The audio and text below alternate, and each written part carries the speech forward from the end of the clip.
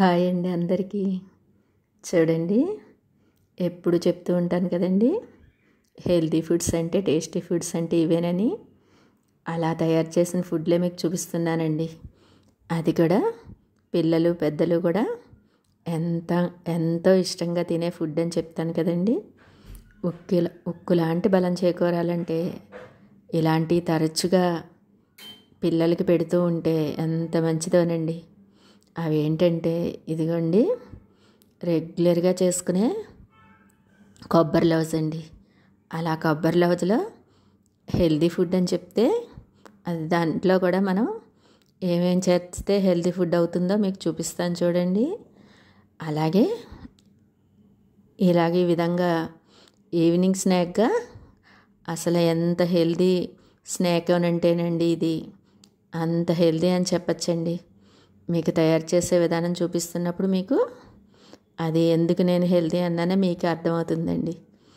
ఈ విధంగా మనం ఇదిగోండి కొబ్బరి లౌజు, అలాగే పల్లీలు, జీడిపప్పు ముక్కలు వేసి మనం కొబ్బరి లౌజు తయారు చేస్తే ఎంత హెల్తీ ఫుడ్డోనండి అది. పిల్లలకి కొబ్బరి లౌజ్ చేసి పిల్లలకి తరచూ పెడితేనే మంచిది. దాంట్లోనే మనం ఎక్స్ట్రాగా పల్లీల్ని అలాగే జీడిపప్పు ముక్కల్ని చేర్చి లడ్డూలా తయారు చేసిస్తే పిల్లలకి ఎంత పౌష్టికాహారం అనండి అది. చక్కగా ఈ విధంగా తయారు చేసి మీరు పిల్లలకి పెట్టడానికి ట్రై చేయండి. ఇదిగోండి, ఈ విధంగా మనం పచ్చి కొబ్బరిని ఒక 4 చిప్పలు ఉంటే వాటిల్ని మిక్సీ ఆడేసానండి. కోరుకుంటే ఇంకా బాగుంటుంది. కోరడం అంటే కొంచెం పని పడుతుంది, అలాగే కోరుకునేది ఉండాలి కదండి. మనం కొబ్బరి కూర అది లేదని చెప్పి నేను మిక్సీ ఆడేసానండి వీటిల్ని. అలా మిక్సీ పట్టుకుని ఒక పెద్ద గిన్నెడు అయిందండి. దాంట్లోకి మనం పల్లీల్ని అలాగే జీడిపప్పు ముక్కలు చేర్చుకుని కొబ్బరి లౌజ్ ఎలా తయారు చేసుకోవడం చూపిస్తాను చూడండి. మొదట మనం పల్లీల్ని నెయ్యి 2-3 స్పూన్లు వేసేసి బాగా వేపేసుకోవాలండి. అలా వేపుకున్నాక దీనిలోకి జీడిపప్పుని ఇలాగ పీసెస్ కింద వస్తుందండి. ఆ జీడిపప్పుని మనం దీంట్లోకి చేర్చుకుని బాగా డ్రై రోస్ట్ చేసుకోవాలి. కొంచెం బాగా వేగినట్టుగా ఉంటే మనకి కొబ్బరి లౌజ్లోకి ఇలా తగిలినప్పుడు చాలా బాగుంటుందండి. వేరుశనగకాయ గుళ్ళు కూడా మనం పొట్టుతో వేసేసుకుంటే చాలా మంచిదండి. అందుకని చెప్పి సాధ్యమైనంత వరకు నేను పొట్టుతోటే వేసేస్తాను. ఇలాగా మనం నేతిలోని జీడిపప్పు అలాగే వేరుశనగకాయ గుళ్ళు వేపేసి తర్వాత మనం ఇదిగోండి ఇలా వేపుకున్నాక తీసి పక్కన పెట్టేసి మనం పెద్ద గిన్నెడు కొబ్బరి కూర తీసుకున్నాం కదండి. అలాగే ఒక కప్పు వేరుశనగకాయ గుళ్ళు, 1 కప్పు జీడిపప్పు, వీటిలన్నీ కలిపి మనకి కొలత ప్రకారం ఈ విధంగా తీసుకుంటే బెల్లాన్ని కూడా మనం ఒక గిన్నెడు తీసుకుంటే సరిపోతుందండి. మీకు చూపించాను కదా కొలత గిన్నెలు, అలాగా ఆ విధంగా చిన్న గిన్నెతోటి నిండుగా తీసుకుంటే మనకి బెల్లం ఎక్కువగా ఉన్నట్టు అనిపించి ఈ లడ్డు చాలా బాగా వస్తుందండి. అదే లడ్డు అంటే కొబ్బరి లౌజ్ లడ్డు అండి. అసలు ఎంత బాగుంటుందో మీరే చూడండి. ఈ విధంగా మనం వేరుశనగకాయ గుళ్ళు, జీడిపప్పు వేపేసుకుని ఒకసారి పక్కన పెట్టేసుకుని మళ్ళీ ఇదిగోండి మూకుట్లోకి ఇలా బెల్లాన్ని చేర్చేసుకుని, బెల్లానికి కూడా మనం ఎక్కువ వాటర్ పోయకూడదండి. ఒక్క చిన్న గ్లాసుడు 30 గ్లాసు పోసుకుంటే మనకి సరిపోతుంది. అలాగే దీనిని మనం ఎక్కువ పాకం రానివ్వకుండా తీగ పాకంలాగా కొంచెం తీగ పాకం టైప్లో స్టార్టింగ్లోనే పాకం వచ్చినప్పుడే మనం దీనిలోకి కొబ్బరి కూరు అలాగే జీడిపప్పు పల్లీలు చేర్చేసుకుని అలా కలుపుతూ ఉండాలండి. అలా కలుపుతూ ఉంటే మనకి మూకుడి నుంచి వేరైనప్పుడు దాన్ని కట్టేసుకుని ఉండల్లా చుట్టేసుకోవాలి. చెప్పాను కదండి, ఉక్కు లాంటి బలం రావాలంటే పిల్లలకి తరచూ కూడా ఇలాంటి ఫుడ్లన్నీ పెడుతూ ఉండాలండి. అలాగే నేను ఈవినింగ్ స్నాక్గా ఈరోజు మీకు చూపించే ఫుడ్ అయితే ఎంత హెల్దీ ఫుడ్డోనండి. సాయంత్రం పూట ఎవరైనా సరే పెసలని, బొబ్బర్లని అవన్నీ ఉడకపెట్టుకుని ఇదివరకు కాలంలో అమ్మమ్మలు, నాయనమ్మలు చక్కగా పోపు వేసి వాటిని తినేవారండి. ఇప్పుడు అవన్నీ అవాయిడ్ చేసేసి పిల్లలకి స్నాక్స్ కింద అలా ఇవ్వకుండా పఫ్లని, పిజ్జాలని అవన్నీ ఇస్తున్నామండి. కానీ ఈ విధంగా మనం ఈవినింగ్ స్నాక్గా నేను చూపించే స్నాక్ తయారు చేసిస్తే పిల్లలకి ఎంత బలమోనండి. ఇదిగోండి ఈ విధంగా మనం పాకం వచ్చేసాక కొబ్బరి వేసేసుకుని జీడిపప్పు, వేరుశనగకాయ గుళ్ళు కూడా వేపినవి వేసేసి బాగా కలపాలండి. కలిపి సిమ్లో పెట్టుకుని బాగా దగ్గర పడే వరకు మనం అలా కలుపుతూనే ఉండాలి. కొంచెం ఎక్కువ టైం పట్టినా కూడా మనకి చక్కగా కొబ్బరి లవజులు ఎంత బాగా వస్తాయోనండి. కొబ్బరి లవజు లడ్డూలు ఎంత బాగుంటాయో మీరే చూడండి. అసలు ఎంత టేస్ట్ అమోఘంగా ఉండి చక్కటి బలం చేకూరాలంటే ఇలాగా చక్కటి ఫుడ్స్ పిల్లలకి ఇవ్వాలండి. ఇదిగోండి ఈ విధంగా మనం ఈ మిశ్రమాన్ని బాగా ఎక్కువసేపు కదుపుకుంటూ ఉంటే మనకి మూకుడి నుంచి వేరైనప్పుడు తీసి చల్లారబెట్టేసుకుని ఉండల్లా చుట్టేసుకోవాలి. ఈ విధంగా మనం వీటిలోకి ఇంకా చేర్చుకుంటే డ్రై ఫ్రూట్ పౌడర్ కూడా చేర్చుకోవచ్చండి. నేను మటుకు ఈరోజు జీడిపప్పు అలాగే వేరుశనగ గుళ్ళు చేర్చాను. మొదట మనం బెల్లాన్ని పాకం కొద్దిగా తీగ పాకంలాగే వస్తే సరిపోతుందండి. ముదురు పాకం అస్సలు రాకూడదు. అలా వస్తే లడ్డూలు చుట్టుకున్నాడు గట్టిగా అయిపోతాయి. అలా కాకుండా ఇలాగైతే కొంచెం లడ్డూలు స్మూత్గా ఉన్నట్టుగా ఉండి తీగ పాకంలా ఉంటే మనకి లడ్డూలు చాలా చక్కగా వస్తాయి.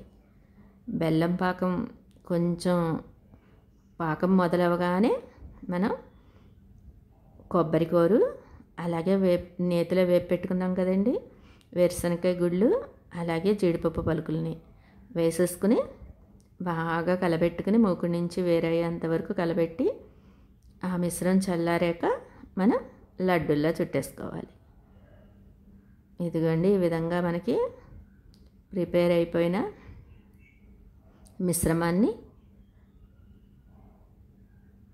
కొంచెం ఎక్కువసేపే పడుతుందండి.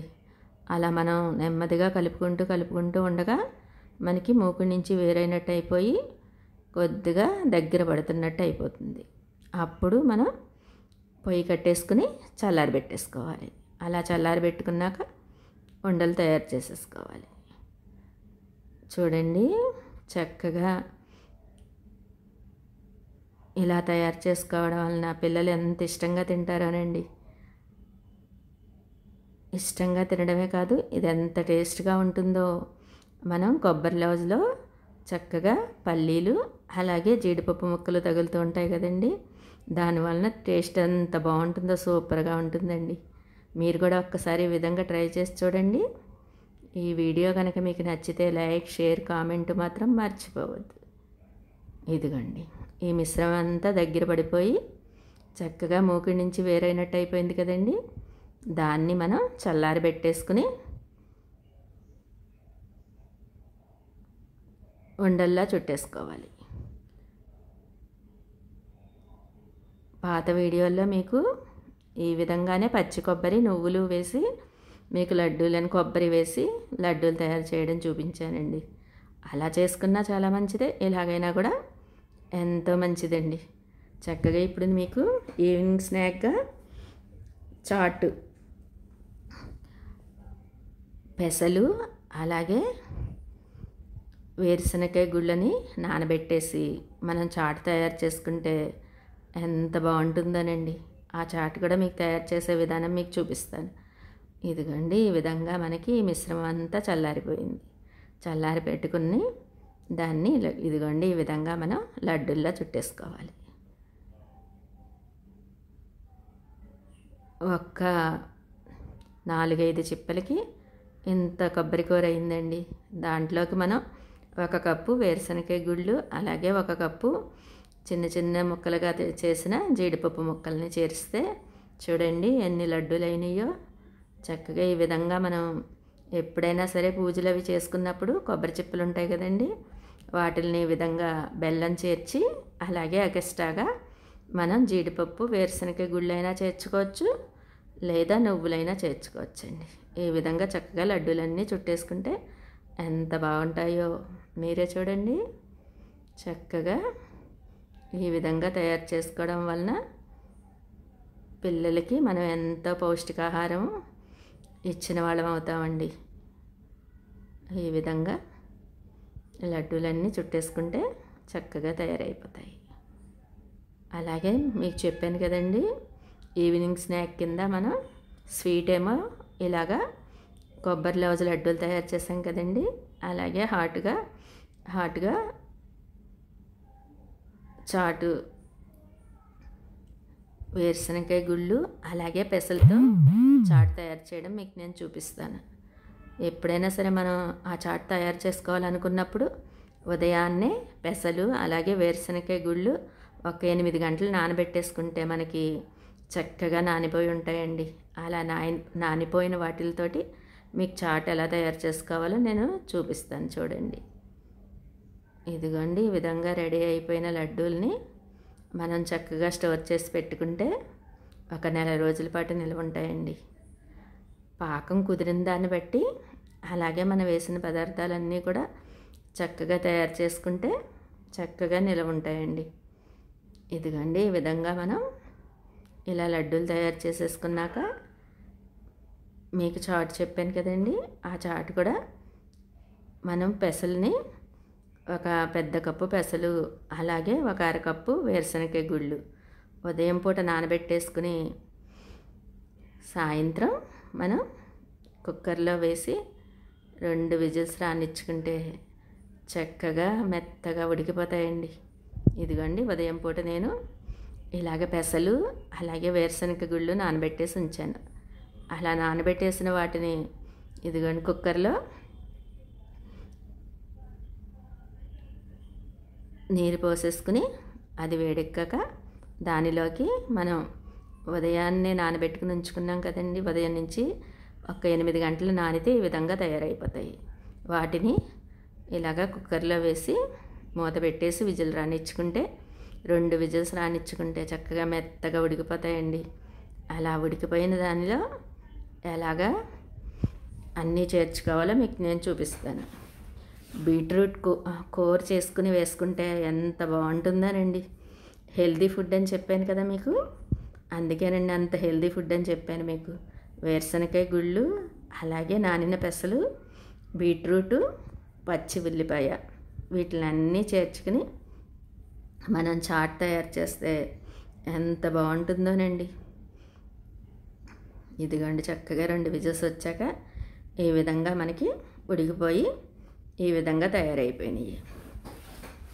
అలా తయారైపోయిన వాటిని మనం ముందుగానే ఉల్లిపాయని సన్నగా తరిగి పెట్టేసుకోవాలండి. ఇదిగోండి, ఈ విధంగా మనం ఒక బౌల్లో వేసేసుకుని దాంట్లోకి ఇలాగ బీట్రూట్ తురుముని అలాగే చాట్ మసాలాని అలాగే ఇదిగోండి మధ్యలో నేను